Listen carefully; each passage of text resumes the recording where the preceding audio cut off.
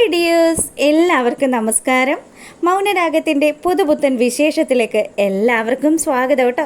അങ്ങനെ കിടൽ എന്നൊരു പ്രമോ തന്നെയാണ് എത്തിയിരിക്കുന്നത്. എന്തായാലും നമുക്ക് ആ ഒരു കഥയിലേക്ക് പോയാലോ.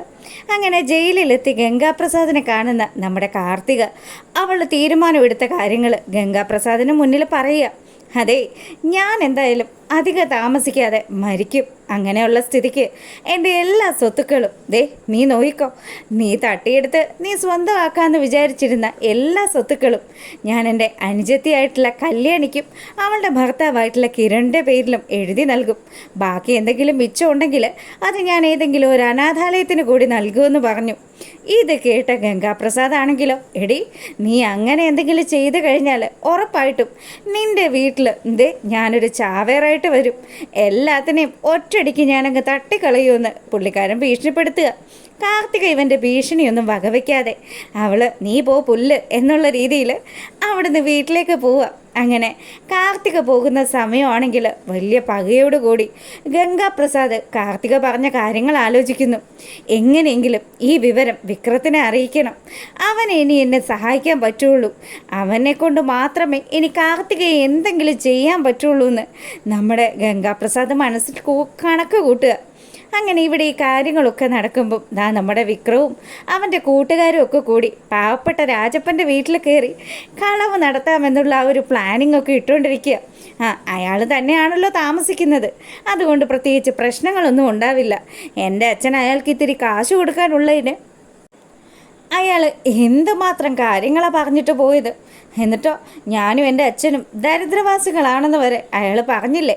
അയാൾക്ക് പണ്ട് ആ കല്യാണിയിലൊരു മോഹമുള്ളതാണ്. കല്യാണിയെ കല്യാണം കഴിക്കാമെന്നുള്ള ആഗ്രഹമായിട്ട് അയാൾ എൻ്റെ അച്ഛൻ്റെ അടുത്തൊക്കെ വന്നതാടാന്ന് കൂട്ടുകാരുടെ അടുത്ത് വിക്രം സംസാരിക്കുമ്പോൾ അവന്മാർ പറഞ്ഞു. എന്തായാലും പൂത്ത പൈസയാന്ന് അറിഞ്ഞത്. അങ്ങനെയാണെങ്കിൽ ഇന്ന് രാത്രി തന്നെ അവൻ്റെ വീട്ടിൽ കയറണം. അതെ അത് തന്നെയാണ് വേണ്ടത്.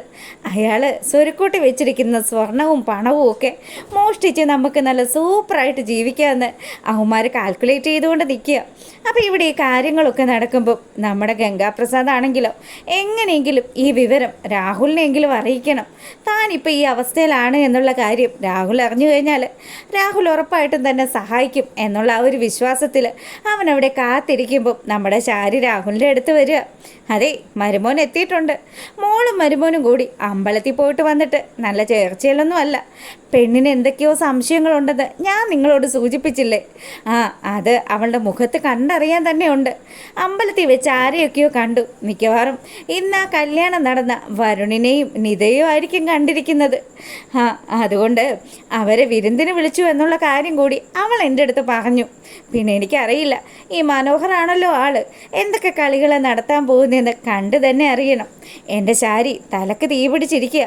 ആ സമയത്താണോ നീ ഇതൊക്കെ സംസാരിക്കുന്നതെന്ന് ബഗാസുരൻ ചോദിച്ചു. അപ്പം ശാരി പറഞ്ഞു, നിങ്ങളുടെ തലക്ക് അല്ലെങ്കിലും എപ്പോഴാ തീ പിടിക്കാത്തത്? അതെ, നിങ്ങളൊരു കാര്യം ചെയ്യും, അയൽവക്കത്തെ വീട്ടിൽ നിന്ന് ആരെയെ പിടിച്ചോണ്ട് പോയതെന്ന് ഒന്ന് അന്വേഷിച്ച് നോക്ക്. ഇനി നിങ്ങൾ പറഞ്ഞ പോലെ ഈ മനോഹറിനെ കൊല്ലാനായിട്ട് വിട്ട അവനെങ്ങാനും ആണെങ്കിലോ, എന്നാൽ പിന്നെ അത് വമ്പ നഷ്ടമായി പോവും. എങ്ങനെയെങ്കിലും അതൊന്ന് കണ്ടെത്താൻ പറഞ്ഞു. രാഹുലിനാണെങ്കിലോ നല്ല സംശയമുണ്ട്, മിക്കവാറും അത് ഗംഗാപ്രസാദ് തന്നെ ആകാനാണ് സാധ്യതയെന്ന് രാഹുൽ കാൽക്കുലേറ്റ് ചെയ്യുക. അങ്ങനെ രാഹുൽ നമ്മുടെ വിക്രത്തെ വിളിച്ചു. വിക്രത്തിനാണെങ്കിലോ ഭയങ്കര തിരക്കിൽ പ്ലാനിങ്ങും കാര്യങ്ങളും ഒക്കെ നടന്നുകൊണ്ടിരിക്കുവാണല്ലോ. അങ്കിളെ, എന്താ അങ്കിളെ വിളിച്ചത്? എടാ, ഞാൻ നിന്നെ ഒന്ന് കാണണമല്ലോ. നിനക്ക് പറ്റിയാലൊന്ന് വീട് വരെ വരാവോ? എൻ്റെ പൊന്നങ്കിളെ, അപ്പുറത്താണല്ലോ ആ കിരണും കല്യാണിയും ഒക്കെ താമസിക്കുന്നത്. എനിക്ക് അവറ്റകളുടെ ഒന്നും മുഖം കാണുന്നത് പോലും ഇഷ്ടമല്ല. അങ്കിളെന്താ വിളിച്ചത്? ഞാൻ വേറൊരു കാര്യമൊക്കെ ആയിട്ട് ബന്ധപ്പെട്ട് ഭയങ്കര തിരക്കിലാണെന്ന് വിക്രം പറയുക. അല്ലടാ, ഗംഗാപ്രസാദിനെ നീ കണ്ടായിരുന്നോ? ഗംഗാപ്രസാദിൻ്റെ കാര്യം പറഞ്ഞപ്പോഴാ ഇന്ന് നമ്മുടെ മെയിൻ ശത്രുവായിട്ടുള്ള കല്യാണിയും കിരണും ഒക്കെ അവസാനിക്കുന്ന ദിവസമാണ്.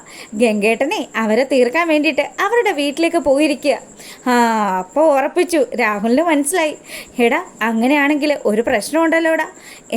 എന്താങ്കിളെ, എന്താ പ്രശ്നമെന്ന് വിക്രം ചോദിച്ചതും നമ്മുടെ രാഹുൽ പറഞ്ഞു. അതെ, ഇന്ന് കിരണിൻ്റെ വീട്ടിലൊരു ജീപ്പ് വന്നിട്ടുണ്ടായിരുന്നു. അത് പോലീസ് ജീപ്പായിരുന്നു. അതിൽ ആരെയൊക്കെയോ അടിച്ചു കയറ്റി വിടുന്നതും നമ്മുടെ ശാരി കണ്ടായിരുന്നു. അതുകൊണ്ട് അത് ഗംഗാപ്രസാദ് ആണോ എന്ന് എനിക്കൊരു സംശയമുണ്ട്. എന്തായാലും വണ്ടിയെ കയറ്റിക്കൊണ്ട് പോയവനെ നല്ല തല്ലിയാണ് വിട്ടിരിക്കുന്നതെന്നാണ് ശാരി പറഞ്ഞത്. അയ്യോ, അങ്ങനെയാണെങ്കിൽ അത് ഗംഗേട്ടൻ തന്നെയാണല്ലോ എങ്കിലേ, ഞാനൊന്ന് അന്വേഷിക്കട്ടെ എന്ന് പറഞ്ഞ് വിക്രം ഫോൺ വെക്കുക. ദൈവമേ, പണി പാളിയല്ലോ. വിക്രം അങ്ങനെ ഓടിക്കെതച്ച് കാര്യങ്ങൾ അന്വേഷിക്കാനുള്ള ആ ഒരു തത്രപ്പാട് നടത്തുമ്പോൾ നമ്മളെ കാണിക്കുന്നത് നമ്മുടെ മനോഹരനെയും സരയുനെയുമാണ് കേട്ടോ. അപ്പോൾ സരയു ആണെങ്കിൽ അമ്പലത്തിൽ പോയി വന്നതിന് ശേഷം സരയുവിൻ്റെ മട്ടും ഭാവവും ഒക്കെ മൊത്തത്തിലൊരു മാറ്റമാണ്. എന്ത് പറഞ്ഞാലും മനോഹരനെ സംശയിച്ചു കൊണ്ടുള്ള നമ്മുടെ സരയുൻ്റെ സംസാരം കേട്ടതും മനു പറഞ്ഞു, അതെ മോളു, ഇത്രയൊക്കെ സത്യസന്ധമായിട്ട് ഞാൻ നിന്നോട് കാര്യങ്ങളൊക്കെ പറഞ്ഞിട്ടും നിനക്കൊരല്പം പോലും എന്നെ വിശ്വാസമില്ലല്ലോ. നീ എന്നെ തെറ്റിദ്ധരിച്ചിരിക്കുകയാണെന്നൊക്കെ എനിക്ക് മനസ്സിലായി. എന്തായാലും മോളു, ഞാൻ പറയുന്നതൊക്കെ മോൾ അനുസരിക്കണം. മനുവേട്ടൻ പറയുന്നത് മാത്രമല്ലേ ഞാൻ ഇതുവരെ കേട്ടിട്ടുള്ളൂ. എന്തായാലും മനുവേട്ടൻ പറയുന്ന പല കാര്യങ്ങൾക്കും എന്തൊക്കെയോ ചില പൊരുത്തക്കേടുകളൊക്കെ ഉണ്ട്. പണ്ടാരം ഇവളിതൊക്കെ കണ്ടുപിടിച്ചോന്ന് നമ്മുടെ മനോഹർ ഇങ്ങനെ ആലോചിക്കുമ്പോൾ കണ്ടില്ലേ മനുവേട്ടൻ ഇപ്പോഴും എന്തൊക്കെയോ കാര്യങ്ങൾ ആലോചിച്ചുകൊണ്ടിരിക്കുക. അതെ, സത്യം പറയും മനുവേട്ടൻ എന്തെങ്കിലും കാര്യങ്ങൾ എന്നീന്ന് മറച്ചു പിടിക്കുന്നുണ്ടോ? എൻ്റെ മോളു, നീ ഇങ്ങനെയൊക്കെ തുടങ്ങിയാൽ പിന്നെ ഇനി ഞാൻ ഈ വീട്ടിലേക്കേ വരില്ല എന്ന് മനോഹർ പറയുക. അങ്ങനെ ആ ഒരു സീൻ കഴിഞ്ഞതും നമ്മുടെ വിക്രമാദിത്യൻ്റെ കാര്യങ്ങളൊക്കെ കണ്ടെത്തിയിരിക്കുക. ഗംഗാപ്രസാദിനെയാണ് പോലീസുകാർ കൊണ്ടുവരിക്കുന്നതെന്നും അവനിപ്പോൾ ഉള്ളത് ആ ലോക്കപ്പിലാണ് എന്നുള്ള കാര്യവും മനസ്സിലാക്കിയിട്ട് നമ്മുടെ വിക്രം അങ്ങോട്ടേക്ക് വരികയാണ്. അങ്ങനെ ഗംഗേട്ടനെ കണ്ട് സംസാരിച്ചു. എടാ, എല്ലാത്തിനും പിന്നിൽ അവളാണ്, ആ കാർത്തികയും കല്യാണിയും. എന്തായാലും അവൾ ഇനി ഒരിക്കലും ജീവിതത്തിലേക്ക് മടങ്ങി വരരുത്. അവളും അവളുടെ അമ്മയും കൂടി എന്നെ ഇന്ന് കാണാൻ വന്നിരുന്നു. അവർ പറഞ്ഞത് എന്താണെന്നോ, വെറുതെ അനാഥാലയക്കാർക്ക് കൊടുത്താലും ആ സ്വത്തിൽ ഒരംശം പോലും എനിക്ക് തരില്ല എന്ന്. അങ്ങനെയുള്ള സ്ഥിതിക്ക് ഇനി അവളൊക്കെ ജീവിക്കണം. അത് ശരിയാ ചേട്ടാ, അവളെപ്പോലെയുള്ള ഒരുത്തി ഈ ഭൂമിയിൽ ജീവിക്കാൻ ഒരർഹതയില്ല. അവൾക്ക് പണ്ട് ഞാനൊരു അടി കൊടുത്തതാ. എന്തായാലും ആ അടിയുടെ ക്ഷീണം അവളുടെ ശരീരത്തിൽ ഇപ്പോഴും ഉണ്ട്. അതുകൊണ്ട് നീ എനിക്ക് വേണ്ടി ഒരു കാര്യം ചെയ്യുമെന്ന് ചോദിച്ചു. ഗംഗായേട്ടൻ പറഞ്ഞു കഴിഞ്ഞാൽ പിന്നെ അപ്പീലില്ലല്ലോ. നമ്മുടെ വിക്രം ഗംഗാപ്രസാദിന് വേണ്ടിയിട്ട് കാർത്തികയെ കൊല്ലാനുള്ള കൊട്ടേഷൻ ഏറ്റെടുക്കുക. അപ്പം തന്നെ ഗംഗ പറഞ്ഞു, പ്രത്യേകം ശ്രദ്ധിക്കണം, അവളുടെ അമ്മയുടെ കയ്യിലൊക്കെ എന്തെങ്കിലും ആയുധമൊക്കെ കാണും. അത് വേണ്ട, ഞാനെല്ലാം വേണ്ടുന്ന പോലെ നോക്കിക്കോളാം. ഇന്ന് ആ രാജപ്പൻ്റെ വീട്ടിൽ കയറണമെന്നാണ് ഞാൻ വിചാരിച്ചത്. എന്തായാലും ഇന്നിപ്പോൾ ഗംഗേട്ടന് വേണ്ടിയിട്ട് ഈ ഒരു കാര്യം ചെയ്തിട്ട് തന്നെ ബാക്കി കാര്യമെന്ന് പറഞ്ഞ് അവൻ അവിടെ നിന്ന് പോയി. നേരെ പോകുന്നത് നമ്മുടെ കാർത്തികയും ലക്ഷ്മിയമ്മയും കൂടി താമസിക്കുന്ന ആ വീട്ടിലേക്കാണ്. അപ്പോൾ ലക്ഷ്മിയമ്മയാണെങ്കിൽ ചെന്നൈയിലേക്ക് പോയതുകൊണ്ട് തന്നെ കാർത്തിക ആ ഫ്ലാറ്റിൽ തനിച്ച് തന്നെയാണ് ഉള്ളത്. അങ്ങനെ ആരോ വാതിലിൽ വന്ന് മുട്ടുന്ന സൗണ്ട് കേട്ടപ്പം തൻ്റെ മെയിൻ എനിമിയായിട്ടുള്ള ഗംഗാപ്രസാദ് എന്തായാലും ജയിലിലായതുകൊണ്ട് തന്നെ അങ്ങനെ പേടിക്കാനൊന്നുമില്ല എന്ന് വിചാരിച്ച് പാവം കാർത്തിക വാതിൽ തുറക്കുന്ന സമയം കയ്യിൽ ഇരുമ്പുപൊടിയുമായിട്ട് നിൽക്കുന്ന വിക്രത്തെ കാണുക. വിക്രം ഇതിനു മുന്നേയും ശരണ്യയുടെ ഭർത്താവിനെയൊക്കെ കൊല്ലാൻ വേണ്ടിയിട്ട് ഇതുപോലെ ഇരുമ്പൊടിയായിട്ട് വന്നിട്ടുള്ളതാണല്ലോ. അതുകൊണ്ട് തന്നെ അവൻ നല്ല ഒന്നാമതൊരു ക്രിമിനലാണ് എന്നുള്ള കാര്യം കാർത്തികയ്ക്ക് മുന്നിൽ തെളിയിക്കുക. എടീ, നീ കാരണം ഇപ്പം എനിക്കും എൻ്റെ അച്ഛനും ഈ നാട്ടിൽ ജീവിക്കാൻ പറ്റാത്ത അവസ്ഥയാണ്. നിന്നെ ഒന്നും അങ്ങനെ വെറുതെ വിടാൻ പറ്റില്ലടി എന്ന് പറഞ്ഞ് ആദ്യം നമ്മുടെ വിക്രം കാർത്തികയെ കയറി പിടിച്ചു. അതിനുശേഷമാണെങ്കിലോ കാർത്തിക ഇവനെ തട്ടി മാറ്റുന്ന സമയത്ത് കാർത്തികയുടെ തലയ്ക്ക് ആ ഇരുമ്പ് പൊടി വെച്ച് അടിച്ച് കാർത്തികയെ ബോധം കെടുത്തുക. ഒരുപാട് രക്തമൊക്കെ വാർന്നു പോയി. കാർത്തികയാണെങ്കിലോ അങ്ങനെ കിടക്കുന്ന സമയം ഇപ്പം നിനക്ക് മനസ്സിലായോ ഈ വിക്രവും ഗംഗാപ്രസാദും ഒക്കെ ഇപ്പം ആരാണ് എന്നുള്ള കാര്യം? എന്തായാലും നിനക്കിനി വലിയ ജീവിതമൊന്നും ഇല്ലല്ലോ. നിൻ്റെ പേരിലുള്ള സ്വത്തുക്കൾ അങ്ങനെ അങ്ങ് അന്യാധീനപ്പെടണ്ട. എന്തായാലും ഇന്നത്തെ ദിവസം നിൻ്റെ മരണം സ്ഥിരീകരിക്കണം. അതാ ഞാൻ ഗംഗേട്ടന് കൊടുത്തിരിക്കുന്ന വാക്ക്. ഇവൻ ഇതൊക്കെ പറഞ്ഞ് അവിടെ നിൽക്കുന്ന സമയത്താണ് വീണ്ടും അവരുടെ മുറ്റത്ത് ആരോ വന്ന ആ ഒരു സൗണ്ട് അവൻ കേൾക്കുന്നത്. അങ്ങനെ പെട്ടെന്ന് തന്നെ അവിടെ പോയി ഒളിച്ചിരിക്കുക നമ്മുടെ വിക്രം. ഈ സമയമാണെങ്കിലോ വീട്ടിലേക്ക് വന്നിരിക്കുന്നത് നമ്മുടെ കല്യാണിയും കിരണുമാണ്.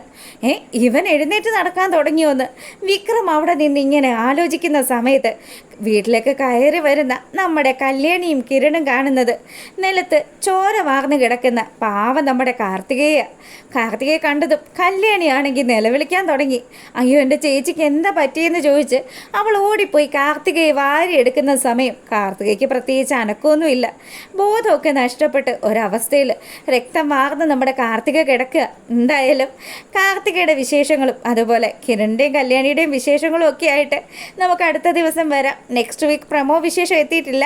അപ്പോൾ ആ വിശേഷങ്ങളും ഒക്കെ ആയിട്ട് വരുന്നത് വരെ എല്ലാ കൂട്ടുകാർക്കും നല്ലൊരു രാത്രി ആശംസിച്ചുകൊണ്ട് ഇന്നത്തെ വീഡിയോ വൈൻഡപ്പ് ചെയ്യണേ. അപ്പോൾ വീഡിയോസ് ഇഷ്ടമാകുകയാണെങ്കിൽ ഒന്ന് ലൈക്ക് ചെയ്തിട്ട് കാണുക. അപ്പോൾ ഓക്കെ, ഗുഡ് നൈറ്റ്.